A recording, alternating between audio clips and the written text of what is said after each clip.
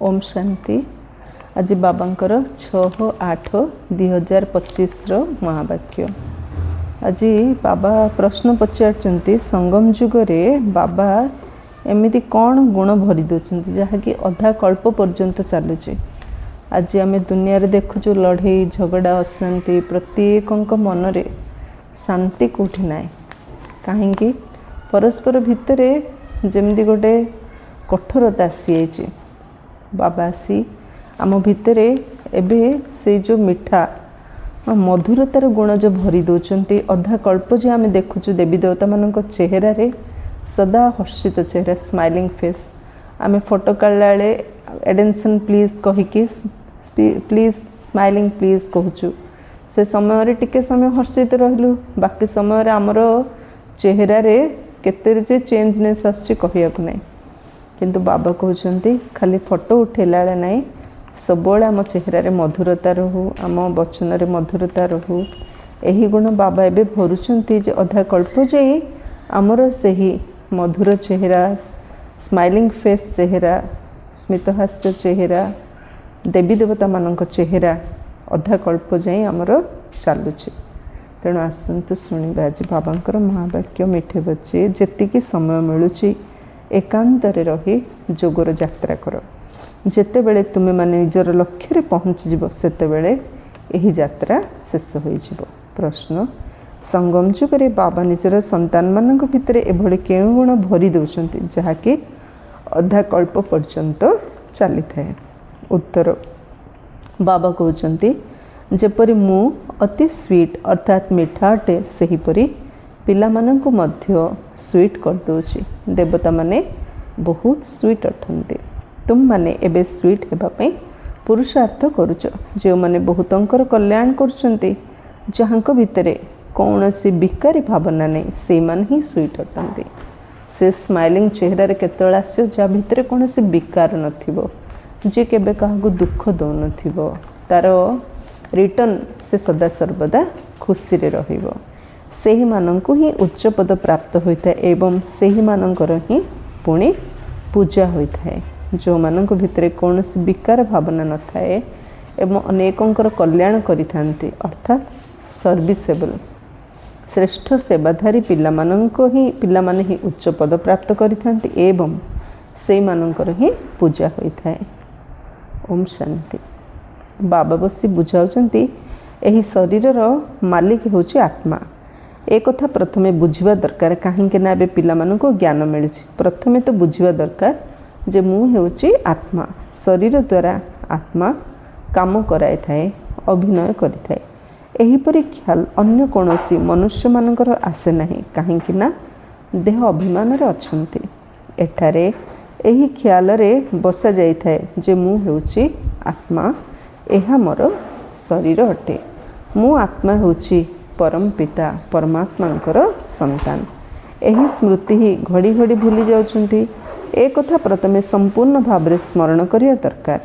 तीर्थ यात्रा रे गले कहिथांती निरंतर चालू था शरीर द्वारा आत्मा काम कराई थाए अभिनय करि थाए। एहीपरि ख्याल अन्य कोनोसी मनुष्य मानकर आसे नाही काहेकि ना देह अभिमान रे अछंती। देह अभिमान रे थिबा जोगु मु करूचली भाबुचंती मु आत्मा ए शरीर द्वारा करूची ए भावना कहा भितरे न थाउची। एठारे एही ख्याल रे बसा जाई थाए मु हेउची आत्मा एहा मोर शरीर अटे। बाबा एही पाठ हम बारंबार बारंबार पक्का करूचंती जे मु आत्मा एहा मोर शरीर ए शरीर ठारू मु संपूर्ण अलगा अटे। मु आत्मा हेउची परम पिता परमात्मांकर संतान। दुनिया रे कोन भाबछन मु एका मु कोन करिवि किंतु सबले मन रखिया मो परमपिता सर्वशक्तिमान परमात्मांकर संतान। मो साथी सबले बाबा अछंती मो आत्मा मोर बाबा यही दुईटी शब्द आम सब चिंतारू मुक्त करि दै थाए। एही स्मृति ही घड़ी घड़ी भूली जाउछंती। जो चिंतन कले आम सब चिंतारू मुक्त होबा आम सेही चिंतन को ही बारंबार आम भूली जाउछंती। ओरिजिनली आम जे जहार सेही कथा को ही भूली जाउछंती। ड्रामा रे जो रोल मिलछि सेही विषय रे ही आम दिन राति भाबुछंती। एक कथा प्रथमे संपूर्ण भाव रे स्मरण करिया दरकार। तीर्थ यात्रा रे गले कहिथांती निरंतर चालू था तुमको मध्य निरंतर स्मृति रे रहिबाको हेबो। स्मरण करू नाहंती अर्थात यात्रा रे नाहंती देह अभिमान आसुची। देह अभिमान आसवा द्वारा किछि ना किछि विकर्म हो जाउची। एपरि भी नुहे जे मनुष्य सर्वदा विकर्म ही करचंती, किंतु रोजगार तो बंद हो जाउची ना, सेथिपई जेते संभव याद्र यात्रा रे ढिला करिबा अनुचित। एकांतरे बसी निज सहित विचार सागर मंथन करी पॉइंट्स बाहर करा जाय थाए। केते समय बाबांक स्मृति रे रहुचु, मधुर जिनिस सबु बेले मन पड़ी थाए ना। बाबा मिठा ना, सेथिपई मिठा बाबांको सबुबेले मन पका। बाबांको केबे हेले भूलिबा नहीं। पिलामानंको बुझा जायछि वर्तमान समस्त मनुष्य मात्र के परस्परर क्षति करछन्ति। केवल टीचर्स मानकर महिमा बाबा करछन्ति। एमानंको मध्यरु केतेक टीचर खराब थांती, नचेत टीचर्स अर्थात जे टीच कराए, मैनर्स अर्थात चलनी शिखाई थाए। टीचर्स माना जे मैनर्स टीच कराए, जे चाली चलन शिखाई थाए ताकु कहा जाए टीचर। जे धर्म भावपूर्ण भल स्वभावर होइथांती तांकर चलनी मध्य भल होइथाए। जो मानकर धर्म भावपूर्ण थांती, जो मानक भितर धर्मपरायण नेचर थाउची, बाबा कहले से मानकर चाली चलन मध्य भल होइथाए। बापा जदि मद पिउ थाए तबे पिलांको मध्य सही संग लागि जाय थाए। एहाकू खराब संग बोली कहाजिवो। काहेकि ना रावण राज्य ना, राम राज्य थिला निश्चय, किंतु ता किपरि थिला, किपरि स्थापना हला, ए आश्चर्यजनक मधुर कथा तुमे पिला माने ही जानिछ। बापा जदि मद पीब तो पिला निश्चय शिखिब। हेले राम राज्य जोठी थिला सेडी तो ए प्रकार कौनसी चाली चलन नथिला। ए राम राज्य शिखेला किए, स्थापना कला किए, हेला किपरि, ए कथा काहाकू जणा नहीं। मिठा आहुरी मिठा सबुठारु मिठा कुहा जाए ना।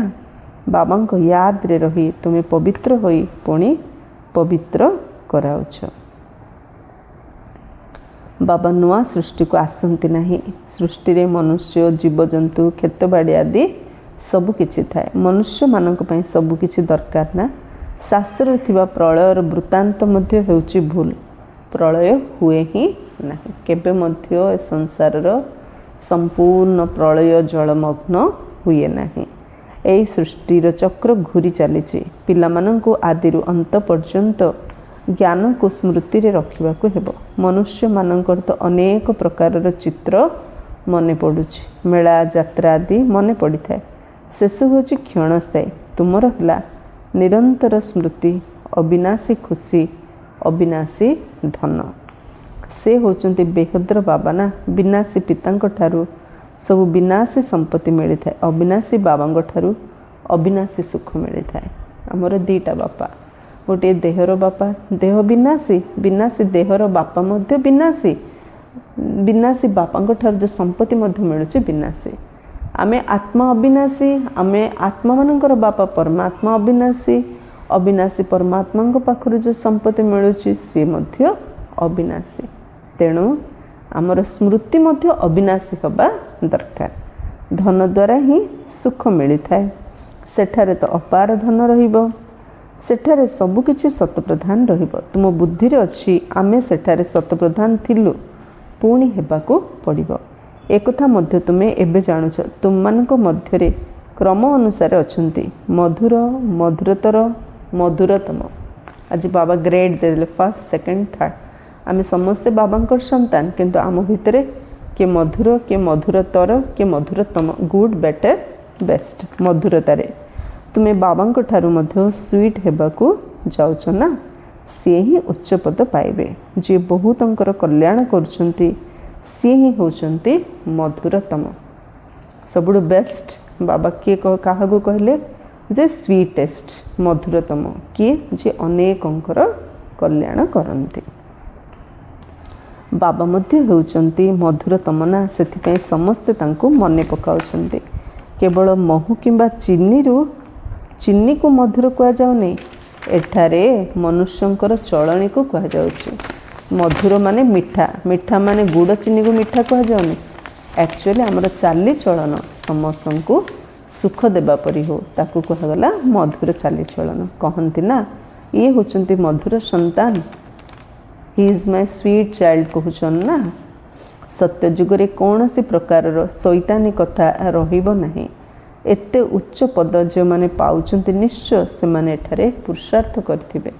कौन सी संतान सत्य जुगरे केबे मध्य दुष्टामी करिएनी। एते सुंदर परिवार एते उच्च पद पाइबा पे हमको एही जन्म रे ही पुरुषार्थ करिया पे पड़ुची। तुमे एबे नुआ दुनिया को जानिछ, तुम पाई तो जेपरी काली नुआ दुनिया सुखदाम हेबो। मनुष्य मान को जना ही नहीं शांति केबे थिला। कहउचंती विश्व रे शांति हो। तुमे पिला माने जानिछ विश्व रे शांति थिला जहा को एबे पुणी थरे स्थापना करछ। एबे एकथा समस्त को बुझेबो किपरि एभली प्रकार पॉइंट सब बाहर करिया दरकार जहा कि मनुष्य मानकर बहुत आवश्यकता रही। विश्व रे शांति हो एथिपई रड़ी मारचंती कहीं ना अशांति बहुत रही। एही लक्ष्मी नारायण चित्र सम्मुख रे रहिबा उचित। एमानकर राज्य थिबा समय रे विश्व रे शांति थिला, ताकू ही स्वर्ग दैवी राज्य कहा जाउथिला। सेठारे विश्व रे शांति थिला। आज को 5000 वर्ष पूर्वर कथा एहा आउ केही हेले जानि नाहंती। एहा होची मुख्य कथा। सबु आत्मा माने एकत्र कहउचंती जे विश्व रे किपरि शांति हेबो। समस्त आत्मा माने डाकुछंती तुमे एठारे विश्व रे शांति स्थापन करिवार पुरुषार्थ करछ। जो माने विश्व रे शांति चाहुचंती तुमे तांकु सुनाओ जे भारत रे ही शांति थिला। जेते बेले भारत स्वर्ग थिला तेबे शांति थिला, एबे नरक होई जायछि। नरक कली जुगरे अशांति रहिछि। काहेकि ना अनेक धर्म अछि। यह मायार राज्य, एठी अनेक धर्म अछि। ये होछि मायार राज्य। मायार राज्य रे केवल अशांति ही अशांति। परमात्मांकर राम राज्य रे शांति। भक्तिर मध्य बहुत आडंबर अछि। अंतरर भक्ति नहीं, भक्तिर मध्य बहुत आडंबर अछि। ताहा दिन प्रतिदिन वृद्धि होई चलिछि। मनुष्य माने मध्य मेला यात्रा आदि को जाउचंती, भाबुचंती निश्चय किछि सत्य थिबो। तुमे माने बे बुझुछ जे ताहा द्वारा केही पवित्र होई परिबे नहीं। पवित्र हेबार रास्ता मनुष्य केही हेले बतई पारिबे नहीं। यात्रा द्वारा कि पवित्र होई परिबो नहीं। स्नान द्वारा पवित्र होई परिबे नहीं। पवित्र हेबार रास्ता पतित पावन परमात्मा छड़ा केही बतई पारिबे नहीं। पतित पावन एक ही बाबा अटंती। दुनिया ही गोटे केवल नुआ एवं पुराना बोली कहा जाए। नुआ दुनिया रे नुआ भारत नुआ दिल्ली कहउछंती। नुआ हेबो जेउठारे पुणी नुआ राज्य हेबो। एठारे पुराना दुनिया रे पुराना राज्य रहिछि। एहाको अज्ञान कहा जाउछि। पुराना एवं नुआ दुनिया काहा को कहा जाउछि एक कथा मध्य तुमे जानिछ। भक्तिर केते बड़ विस्तार रहिछि।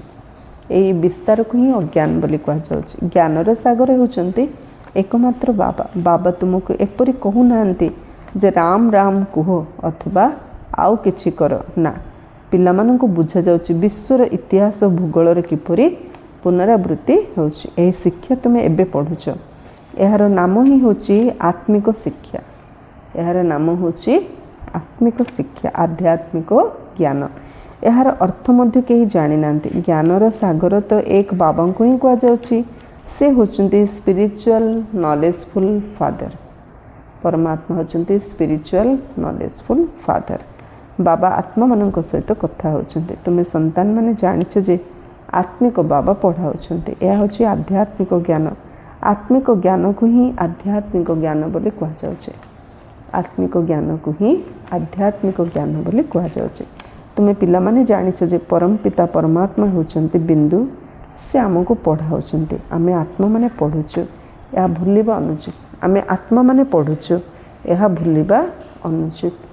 सब बेले मु आत्मा परमात्मा को द्वारा पाठ पढ़ुछि एक कथा सब बेले मन रखिया। आम आत्मा माननको जे ज्ञान मिलुछि ताकू पुणी आमे अन्य आत्मा माननको देउछु। एही स्मृति सेते बेले रहिबो जेते बेले निजको आत्मा भाबी बाबांकर स्मृति रे रहिबे। बाबांको मने पकेबारे बहुत कच्चा अछंती। तुरंत देह अभिमान रे आसी जाउछंती। देही अभिमानी हेबार अभ्यास करिबाकू पड़िबो। मु आत्मा एहांको जिनिस देउछि। मु आत्मा व्यापार करुछि। जहाँ भी कलाळे ମୁଁ ଆତ୍ମା ଅନ୍ୟ ଆତ୍ମା ସହିତ ବ୍ୟବହାରରେ ଆସୁଛି। ଏକଥା ବାରମ୍ବାର ନିଜକୁ ମନେ ପକାଇବାର ଅଛି। ନିଜକୁ ଆତ୍ମା ଭାବି ବାବାଙ୍କୁ ମନେ ପକାଇବାରେ ହିଁ ଫାଇଦା ରହିଛି। ଆତ୍ମାଠାରେ ଏହି ଜ୍ଞାନ ଅଛି ଯେ ମୁଁ ଯାତ୍ରାରେ ଅଛି। କର୍ମ ତ କରିବାକୁ ହିଁ ହେବ, ପିଲାମାନଙ୍କୁ ମଧ୍ୟ ସମ୍ଭାଳିବାକୁ ହେବ, କର୍ମଧନ୍ଦା ମଧ୍ୟ କରିବାକୁ ପଡ଼ିବ। କର୍ମଧନ୍ଦା କରିବା ସମୟରେ ମୁଁ ଆତ୍ମା ବୋଲି ମନେ ରହିବା ଏହା ତ ବହୁତ ମୁସ୍କିଲ। ବାବା କହୁଛନ୍ତି କୌଣସି ବି ଓଲଟା କାମ କଦାପି କରିବା ଅନୁଚିତ। ସବୁଠାରୁ ବଡ଼ ପାପ ହେଉଛି କାମ ବିକାରର। ଏହା ବହୁତ ହଇରାଣ କରିଥାଏ। ଏବେ ତୁମେ ପିଲାମାନେ ପାବନ ହେବା ପାଇଁ ପ୍ରତିଜ୍ଞା କରୁଛ। ତାର ହିଁ ପ୍ରତୀକ ହେଉଛି ଏହି ରକ୍ଷାବନ୍ଧନ। ଆମେ ପାବନ ହେବା ପାଇଁ ଏବେ ପ୍ରତିଜ୍ଞା କରୁଛୁ। ୟାର ପ୍ରତୀକ ହେଉଛି ରକ୍ଷାବନ୍ଧନ। ଏବେ ଚାଲିଛି ନା ରକ୍ଷାବନ୍ଧନର ପବିତ୍ର ପର୍ବ। ଆଗରୁ ତ ପଇସାକର ରାକ୍ଷୀ ମିଳୁଥିଲା, ବ୍ରାହ୍ମଣମାନେ ଯାଇ ରାକ୍ଷୀ ବାନ୍ଧୁଥିଲେ। ଆଜିକାଲି ତ କେତେ ଫ୍ୟାସନେବଲ୍ ରାକ୍ଷୀ ତିଆରି କରୁଛନ୍ତି। ବାସ୍ତବରେ ଏହା ବର୍ତ୍ତମାନର କଥା। ତୁମେ ବାବାଙ୍କ ସହିତ ପ୍ରତିଜ୍ଞା କରୁଛ ଯେ ଆମେ କେବେ ବିକାରଗ୍ରସ୍ତ ହେବୁ ନାହିଁ। ଆପଣଙ୍କଠାରୁ ବିଶ୍ୱର ମାଲିକ ହେବାର ସମ୍ପତ୍ତି ନେବୁ। ବାବା କହିବେ 63 ଜନ୍ମ ତ ବିଷ ବୈତରଣୀ ନଦୀରେ ଉବୁଟୁବୁ ହେଇ ତୁମକୁ ଏବେ କ୍ଷୀରସାଗରକୁ ନେଇଯାଉଛି। ଏଭଳି କ୍ଷୀରର ସାଗର କେଉଁଠି ନାହିଁ। ତାକୁ ତୁଳନା କରି କୁହାଯାଉଛି ତୁମକୁ ଶିବାଳୟକୁ ନେଇଯାଉଛି। ସେଠାରେ ଅସରନ୍ତି ସୁଖ ରହିଛି। ଏବେ ଏହା ହେଉଛି ଅନ୍ତିମ ଜନ୍ମ। ହେ ଆତ୍ମାମାନେ ପବିତ୍ର ହୁଅ। କ'ଣ ବାବାଙ୍କ କଥା ମାନିବ ନାହିଁ? ଈଶ୍ୱର ତୁମର ପିତା କହୁଛନ୍ତି ମିଠା ସନ୍ତାନମାନେ ବିକାରଗ୍ରସ୍ତ ହୁଅ ନାହିଁ। ଈଶ୍ୱର ତୁମ ପିତା କହୁଛନ୍ତି ମିଠା ସନ୍ତାନମାନେ ବିକାରଗ୍ରସ୍ତ ହୁଅ ନାହିଁ। ବାବାଙ୍କ କଥା ମାନିବନି? ଭଗବାନ ଆମର ବାପା। ଜନ୍ମ ଜନ୍ମାନ୍ତରର ପାପ ମୁଣ୍ଡ ଉପରେ ରହିଛି। ମୋତେ ମନେ ପକାଇଲେ ହିଁ ତାହା ଭସ୍ମ ହେବ। କଳ୍ପ ପୂର୍ବେ ମଧ୍ୟ ତୁମକୁ ଶିକ୍ଷା ଦେଇଥିଲି। ବାବା ମଧ୍ୟ ଗ୍ୟାରେଣ୍ଟି ସେତେବେଳେ ଦେଉଛନ୍ତି ଯେତେବେଳେ ତୁମେ ଗ୍ୟାରେଣ୍ଟି କରୁଛ କି ବାବା ଆମେ ଆପଣଙ୍କୁ ମନେ ପକାଇବୁ। ଏଇଭଳି ସ୍ମରଣ କରିଚାଲ ଯାହାଦ୍ୱାରା ଶରୀରର ଅଭିମାନ ନ ରହୁ। ଯେତେ ବାବାଙ୍କୁ ଆମେ ସ୍ମରଣ କରିବା ଏ ଶରୀରର ଅଭିମାନ କଟି କଟି ଯିବ। ସନ୍ନ୍ୟାସୀମାନଙ୍କ ମଧ୍ୟରେ କେହି କେହି ବହୁତ ତୀକ୍ଷ୍ମ ବ୍ରହ୍ମଜ୍ଞାନୀ ଥାନ୍ତି। ସେମାନେ ମଧ୍ୟ ଏପରି ବସି ବସି ଶରୀର ତ୍ୟାଗ କରିଥାନ୍ତି। ଏଠାରେ ତୁମକୁ ତ ବାବା ବୁଝାଉଛନ୍ତି ପବିତ୍ର ହୋଇଯିବାକୁ ପଡ଼ିବ। ସାଧୁସନ୍ତମାନେ ତ ନିଜ ମତରେ ଚାଲନ୍ତି। ଏପରି ନୁହେଁ ଯେ ସେମାନେ ଶରୀର ଛାଡ଼ି କୌଣସି ମୁକ୍ତି ଜୀବନ ମୁକ୍ତିକୁ ଯାଉଛନ୍ତି। ନା, ଏହିଠାରେ ହିଁ ପୁଣି ଆସୁଛନ୍ତି। କିନ୍ତୁ ତାଙ୍କର ଅନୁସରଣକାରୀ ଭାବୁଛନ୍ତି ଯେ ସେ ନିର୍ବାଣ ଗଲେ। ବାବା ବୁଝାଉଛନ୍ତି କେହି ଜଣେ ହେଲେ ଫେରି ଯାଇପାରିବେ ନାହିଁ। କାଇଦା ହିଁ ନାହିଁ। ବୃକ୍ଷର ବୃଦ୍ଧି ନିଶ୍ଚୟ ହେବ। ଏବେ ତୁମେ ସଙ୍ଗମ ଯୁଗରେ ବସିଛ, ଆଉ ସବୁ ମନୁଷ୍ୟ କଳି ଯୁଗରେ ଅଛନ୍ତି। ତୁମେ ଏବେ ଦୈବୀ ସମ୍ପ୍ରଦାୟର। ଯେଉଁମାନେ ତୁମ ଧର୍ମର ହୋଇଥିବେ ସେମାନେ ଆସିଯିବେ। ଆମେ ସମସ୍ତଙ୍କ ଜ୍ଞାନ ଶୁଣୁଛୁ, ବାବାଙ୍କ ପରିଚୟ ଦେଉଛୁ, କିନ୍ତୁ ଯିଏ ଦେବତା ଧର୍ମର ହେଇଥିବ ସେମାନେ ନିଶ୍ଚୟ ଆସିବେ। ଦେବୀ ଦେବତାମାନଙ୍କର ମଧ୍ୟ ସେଠାରେ ବଂଶାବଳୀ ଅଛି ନା। ଧର୍ମ ପରିବର୍ତ୍ତନ କରି ଅନ୍ୟ ଧର୍ମକୁ ଚାଲି ଯାଇଛନ୍ତି, ପୁଣି ଫେରି ଆସିବେ। ନଚେତ୍ ସେଠାରେ ଜାଗା କିଏ କରିବ? ନିଶ୍ଚୟ ସେମାନେ ନିଜର ଜାଗା ଭରିବାକୁ ପୁଣି ଆସିଯିବେ। ଏହା ବହୁତ ସୂକ୍ଷ୍ମ କଥା। ବହୁତ ଭଲ ବ୍ୟକ୍ତି ମଧ୍ୟ ଆସିବେ ଯେଉଁମାନେ କି ଅନ୍ୟ ଧର୍ମକୁ ପରିବର୍ତ୍ତିତ ହୋଇଯାଇଛନ୍ତି, ପୁଣି ନିଜ ଜାଗାକୁ ଚାଲି ଆସିବେ। ତୁମ ପାଖକୁ ମୁସଲମାନ ଆଦି ମଧ୍ୟ ଆସୁଛନ୍ତି ନା, ବହୁତ ଖବରଦାରୀ ରଖିବାକୁ ପଡ଼ୁଛି। ତୁରନ୍ତ ଯାଞ୍ଚ କରିବେ ଏଠାକୁ ଅନ୍ୟ ଧର୍ମ ଅବଲମ୍ବୀମାନେ କିପରି ଆସୁଛନ୍ତି। ଜରୁରୀ ପରିସ୍ଥିତିରେ ବହୁତଙ୍କୁ ଧରିଥାନ୍ତି, ପୁଣି ପଇସା ମିଳିଲେ ଛାଡ଼ି ମଧ୍ୟ ଦିଅନ୍ତି। ଯାହା କଳ୍ପ ପୂର୍ବରୁ ହୋଇଥିଲା ତୁମେ ଏବେ ଦେଖୁଛ। କଳ୍ପ ପୂର୍ବରୁ ମଧ୍ୟ ଏପରି ହୋଇଥିଲା। ତୁମେ ଏବେ ମନୁଷ୍ୟରୁ ଦେବତା ଉତ୍ତମ ପୁରୁଷ ହେଉଛ। ଏହା ହେଉଛି ସର୍ବୋତ୍ତମ ବ୍ରାହ୍ମଣମାନଙ୍କର କୂଳ। ବର୍ତ୍ତମାନ ବାବା ଏବଂ ସନ୍ତାନମାନେ ରୁହାନୀ ସେବା କରୁଛନ୍ତି। ଆମେ ଏଠି ଆତ୍ମାମାନଙ୍କର ସେବା କରୁଛୁ। ଆତ୍ମାମାନଙ୍କୁ ଦୁଶ୍ଚିନ୍ତାରୁ ମୁକ୍ତ କରୁଛୁ। ଆତ୍ମାମାନଙ୍କୁ ଗତି ସଦ୍ଗତି ମୁକ୍ତି ଜୀବନ ମୁକ୍ତି ଦେବା ପାଇଁ ପବିତ୍ରତାର ବ୍ରତର ଜ୍ଞାନ ସମସ୍ତଙ୍କୁ ପ୍ରଦାନ କରୁଛୁ। କୌଣସି ଗରିବଙ୍କୁ ଧନବାନ କରାଇବା ଏହା ହେଉଛି ରୁହାନୀ ସେବା। ବାବା କଲ୍ୟାଣ କରୁଥିବାରୁ ପିଲାମାନେ ମଧ୍ୟ ବାବାଙ୍କ ଭଳି ଅନ୍ୟକୁ ସାହାଯ୍ୟ କରିବା ଉଚିତ। ଯିଏ ବହୁତଙ୍କୁ ରାସ୍ତା ବତାଇବେ ସେ ବହୁତ ଶ୍ରେଷ୍ଠ ହୋଇପାରିବେ। ତୁମେ ପିଲାମାନଙ୍କୁ ପୁରୁଷାର୍ଥ କରିବାକୁ ହେବ, କିନ୍ତୁ ଚିନ୍ତା କରିବାର ନୁହେଁ, କାହିଁକି ନା ତୁମର ଦାୟିତ୍ୱ ବାବାଙ୍କ ଉପରେ ରହିଛି। ଆମକୁ କିଛି କୌଣସି କଥାର ଚିନ୍ତା କରିବାର ନାହିଁ। पुरुषार्थ करिबा मात्र चिंता करियानी, कारण आम दायित्व निजे भगवान नहीं। तीव्र पुरुषार्थ करा जाउछि, तापर जो फल बाहर बुझा जाउछि जे एहा होछि कल्प पूर्व सदृश।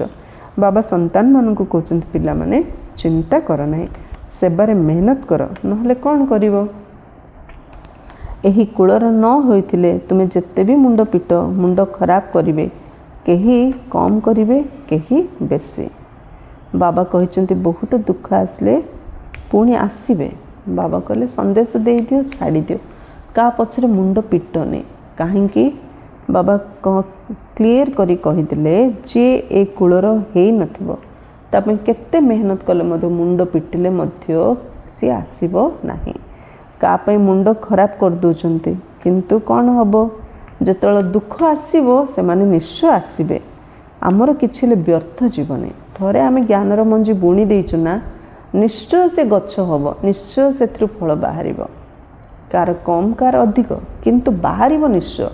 तेणु आमे कौनसी कथार चिंता करियानी, कर्म करिछु माने तार फल निश्चय मिलिबो। तुमर काम होछि ठीक कथा कहबा। शिव बाबा कहउचंती मते मने पकाइले तुमर विकर्म विनाश हो। एपरि बहुत कहउचंती जे भगवान निश्चित अछंती। महाभारत लड़ाई समय भगवान थिले, केवल केउ भगवान थिले एइथिरे ही द्वंद्व रे पड़िछंती। श्रीकृष्ण तो होई परिबे नाही। श्रीकृष्णंकर सेही रूप पुणी सत्यजुग रे ही रहिबो। प्रत्येक जन्म रे चेहरा बदल जीव, सृष्टि एबे बदलुछि। ये गोटे आत्मा जी श्रीकृष्ण थिले 84 जन्म रे 84टा चेहरा, जन्म अनुसार चेहरा मध्य बदल जाउछि। सृष्टि एबे बदलुछि, पुराना को नुआ एबे भगवान किपरि करूछंती ताकू मध्य केही हेले जानि नांती। शेष रे तुमर नाम प्रसिद्ध हेबो, स्थापना होउछि, पुणी ये राज्य करिवे, विनाश मध्य हेबो। गोटे पटे नुआ अन्य पटे पुराना दुनिया, यही चित्र होउछि बहुत भल। कहउचंती मध्य ब्रह्मांक द्वारा स्थापना, शंकरंक द्वारा विनाश, किंतु किछि हेले बुझु नाहंती। त्रिमूर्ति होउछि मुख्य चित्र, सर्वोच्च होउचंती शिव बाबा। तुमे जानिछ शिव बाबा ब्रह्मांक द्वारा आमको याद यात्रा शिखाउचंती। बाबा को मने पकाओ, जोग अक्षर कष्ट लगुछि, याद बा मन पकेबा अक्षर बहुत सहज। बाबा अक्षर बहुत प्रिय अटे। तुम निजको मध्य लज्जा लगे, आमे आत्मा माने बाबा को मने पकाई पारुना, जहाँठारू विश्वर बादशाही मिलुची, स्वतः लज्जा आसब। बाबा मध्य कहे तुम्हें तुम्हें तो होउछ अज्ञानी, बाबा को याद करि पारुना, तेबे संपत्ति किपरि पाइबो। बाबा को याद करिया तो संपत्ति केमि दिन, ज्ञान थाइकी मध्य आमे अज्ञानी हेले ना, विकर्म विनाश किपरि होबो। तुमे हेउछ आत्मा, मु तुम परमपिता परमात्मा मध्य होछि अविनाशी ना। तुमे चाहुछ जे आमे पावन होई सुखधाम को जीव, तेबे श्रीमत को पालन कर। मु तुमर पिता, मते मने पकाइले तो विकर्म विनाश होबो, मने न पकाइले विकर्म विनाश किपरि हेबो। तेणु जेमिति हेले बाबा को तो मने पकेबाकू ही पड़िबो। जोग बिना गति नहीं, जोग कले ही विकर्म विनाश होबो, जोग कले ही सेवार उमंग उच्छ्वास, जोग कले ही धारणा करि परिबा, जोग कले ही ज्ञान को आम मन रखिपर, जोग कले ही बाबांकर आम अति निकटतर हो पार, जोग कले ही आत्मा सत प्रधान हो, जोग कले ही मन रे शांति आसब, जोग कले ही आम खुशी रे रही पार, जोग कले ही संस्कार परिवर्तन हम, जद्वारा ए संसार मध्य परिवर्तन हो पारे। बाबा कार्य आम संपूर्ण सहयोगी हो पारे, जोग द्वारा सहयोगी हवा। अच्छा, मीठे मीठे सिखले थे बच्चों प्रति माता पिता बाप दादा का याद प्यार और गुड मॉर्निंग। रूहानी बाप के रूहानी बच्चों को नमस्ते। हम रूहानी बच्चों की रूहानी बाप दादा को याद प्यार गुड मॉर्निंग और नमस्ते नमस्ते नमस्ते। धारणा पाई मुख्य सारांश, सबु प्रकार पुरुषार्थ करने को हेबो, कौन सी चिंता करिबार नहीं। जहाँ भी प्लानिंग आसुची पुरुषार्थ करने सबु प्रकार पुरुषार्थ करिया, किंतु केबे चिंता करिबा नहीं। कहीं ना स्वयं परमपिता आमर दायित्व नहीं, तेणु आमर किसी भी व्यर्थ जीवन है। पुरुषार्थ करवा अन्य को मध्य करेबा, किए न शुणिले मध्य टेंशन नबानी, कहीं स्वयं परमपिता आमर दायित्व नहीं, तेणु आमको कौन कथार चिंता करिबार नहीं। आमर कौन कार्य केबे व्यर्थ जीवनी। सेकेंड, बाबा समान बहुत बहुत मीठा अर्थात सुखदायी हेबाको पड़िबो। ଅନେକଙ୍କର କଲ୍ୟାଣ କରିବାକୁ ହେବ। ଏ ଅନ୍ତିମ ଜନ୍ମରେ ନିଶ୍ଚିତ ଭାବରେ ପବିତ୍ର ହେବାକୁ ପଡ଼ିବ। ସମସ୍ତ କର୍ମଧନ୍ଦା କରି ମଧ୍ୟ ଅଭ୍ୟାସ କରିବାକୁ ହେବ ଯେ ମୁଁ ଏକ ଆତ୍ମା, ମୁଁ ଦେହ ନୁହଁ, ମୁଁ ଏକ ଆତ୍ମା। ସାରାଦିନ ବାରମ୍ବାର ଏଇଟା ଆମକୁ ଅଭ୍ୟାସ କରିବାର ଅଛି। ବରଦାନ ପ୍ରବୃତ୍ତି ଅର୍ଥାତ୍ ଘର ଗୃହସ୍ଥର ବିସ୍ତାର ଭିତରେ ରହି ଫରିସ୍ତା ପଣିଆର ସାକ୍ଷାତକାର କରାଉଥିବା ସାକ୍ଷାତକାର ମୂରତ ଭବ। ଘର ଗୃହସ୍ଥର ବିସ୍ତାର ବହୁତ ଥିଲେ ମଧ୍ୟ ସେହି ବିସ୍ତାର ଗୁଡ଼ିକୁ ସଂକୁଚିତ କରିବା ସହିତ ସର୍ବଦା ଉପରାମ ରହିବାର ଅଭ୍ୟାସ କର। ଏବେ ଏବେ ସ୍ଥୂଳ କାର୍ଯ୍ୟ କରୁଥିବ, ଏବେ ଏବେ ଅଶରୀରୀ ହୋଇଗଲ। ଏଇଭଳି ଅଭ୍ୟାସ ତୁମର ଫରିସ୍ତା ପଣିଆର ସାକ୍ଷାତକାର କରାଇଦେବ। ସର୍ବଦା ଉଚ୍ଚ ସ୍ଥିତିରେ ରହିବା ଦ୍ୱାରା ଛୋଟ ଛୋଟ କଥା ସବୁ ବ୍ୟକ୍ତ ଭାବର ଅନୁଭବ ହେବ। ତେଣୁ ଉଚ୍ଚକୁ ଚାଲିଯିବା ଦ୍ୱାରା ନୀଚ ପଣିଆ ଆପେ ଆପେ ସମାପ୍ତ ହୋଇଯିବ ଏବଂ ତୁମେ ମେହନତ କରିବାରୁ ମୁକ୍ତ ହୋଇଯିବ। ସମୟ ମଧ୍ୟ ବଞ୍ଚିଯିବ ଏବଂ ସେବା ମଧ୍ୟ ତୀବ୍ର ଗତିରେ ହେବ। ତୁମର ବୁଦ୍ଧି ଏତେ ବିଶାଳ ହୋଇଯିବ ଯାହାକି ଏକା ସମୟରେ ଅନେକ କାର୍ଯ୍ୟ ସଫଳ କରିପାରିବ। ମୁଖ୍ୟ ହେଲା ଉଚ୍ଚ ସ୍ଥିତି। ଉଚ୍ଚ ସ୍ଥିତିରେ ରହିଲେ ମେହନତ କମ୍, ପ୍ରାପ୍ତି ଅଧିକ, କମ୍ ସମୟରେ ଅଧିକ ସେବା ଏବଂ ଅଧିକ ସଫଳତା ଆମେ ପ୍ରାପ୍ତ କରିପାରିବା। ବୁଦ୍ଧି ମଧ୍ୟ ଆମର ବିଶାଳ ହୋଇଯିବ। ସ୍ଲୋଗାନ ନିଜର ଖୁସିକୁ ବଜାୟ ରଖିବା ପାଇଁ ଆତ୍ମା ରୂପୀ ଦୀପରେ ଜ୍ଞାନ ରୂପୀ ଘୃତ ପ୍ରତିଦିନ ଢାଳୁଥାଅ। ଖୁସିରେ ରହିବା ପାଇଁ ସମସ୍ତେ ଚାହୁଁଛୁ। ଖୁସିରେ ରହିବା ପାଇଁ ଦରକାର ଜ୍ଞାନ। ଯେତେ ଅଧିକ ଜ୍ଞାନର ଚିନ୍ତନ ମନ୍ଥନ କରିବା ସେତେ ଅଧିକ ଜୀବନରେ ଆମେ ଖୁସିରେ ରହିପାରିବା। ଅବ୍ୟକ୍ତ ଇଶାରା ଯଦି ସହଯୋଗୀ ହେବାକୁ ଚାହୁଁଛ ତେବେ ପରମାତ୍ମା ସ୍ନେହର ଅନୁଭବୀ ହୁଅ। ବାବାଙ୍କର ପିଲାମାନଙ୍କ ପ୍ରତି ସ୍ନେହ ରହିଛି, ସେଥିପାଇଁ ସର୍ବଦା କହୁଛନ୍ତି ପିଲାମାନେ ତୁମେ ଯାହା ବି ହୋଇଥାଅ, ଯେପରି ହୋଇଥାଅ, ତୁମେ ମୋର ଅଟ। ପିଲାମାନେ ତୁମେ ଯାହା ବି ହୋଇଥାଅ, ଯେପରି ହୋଇଥାଅ, ତୁମେ ମୋର ଅଟ। ନିଜ ଭଗବାନ କହୁଛନ୍ତି ଆମକୁ। ସେହିପରି ତୁମେମାନେ ମଧ୍ୟ ସର୍ବଦା ବାବାଙ୍କ ସ୍ନେହରେ ଲଭଲିନ୍ ରୁହ, ଅର୍ଥାତ୍ ବୁଡ଼ି ରୁହ। ଦିଲରେ କୁହ ବାବା ଆପଣ ବି ଯିଏ ହୋଇଥାନ୍ତି ଆପଣ ହିଁ ଆମର। ବାବା ଯେମିତି କହୁଛନ୍ତି ତୁମେ ଯିଏ ବି ହୁଅ ମୋର, ଆମେ ବି କହିବା ବାବା ଆପଣ ହିଁ ମୋର। କେବେ ବି ଅସତ୍ୟର ରାଜ୍ୟର ପ୍ରଭାବରେ ଆସ ନାହିଁ, ମାୟାର ପ୍ରଭାବରେ ଆସନି। ଶ୍ରେଷ୍ଠ ଭାଗ୍ୟର ରେଖା ଟାଣିବାର କଲମ ବାବା ତୁମମାନଙ୍କ ହାତରେ ଦେଇଛନ୍ତି। ତୁମେମାନେ ଯେତେ ଇଚ୍ଛା ସେତେ ନିଜର ଶ୍ରେଷ୍ଠ ଭାଗ୍ୟ ଗଢ଼ିପାରିବ। ଶ୍ରେଷ୍ଠ ଭାଗ୍ୟର ରେଖା ଟାଣିବା ପାଇଁ କଲମ ବାବା ଆମ ହାତରେ ଦେଇଛନ୍ତି। ଆମେ ଯେତେ ଶ୍ରେଷ୍ଠ ଭାଗ୍ୟର ରେଖା ଟାଣିବାକୁ ଚାହିଁବା ଆମେ ଟାଣିପାରିବା। ଆଚ୍ଛା, ଓମ୍ ଶାନ୍ତି।